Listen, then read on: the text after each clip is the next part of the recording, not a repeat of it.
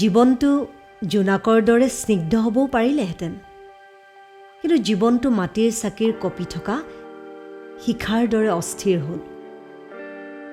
সেই অস্থিৰতা অযুত তৰাৰ তীৰবিৰণিৰ সৈতে নিমিলিল। সেই অস্থিৰতা বতাহৰ উন্মাদনাৰ সৈতে নিমিলিল।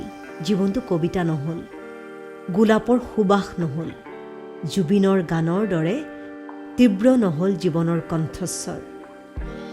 কিন্তু জীৱনটো হৈ পৰিল এটা সুহুৰিৰ দৰে একান্ত নিজস্ব, হেৰাই যাব নোখোজা এটা দুপৰীয়াৰ সপোন।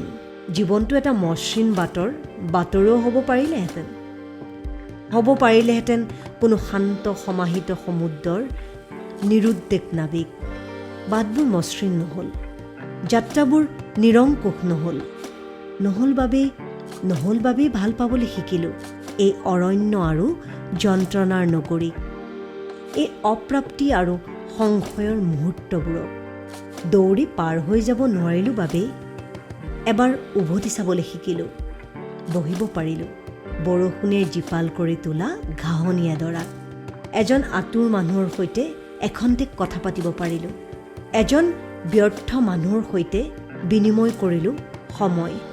ভুলবোৰ মনত পেলাই পেলাই বহুত হাঁহিলোঁ। নিজৰ ভিতৰতে অভিমান কৰি উঠিলোঁ এদিন।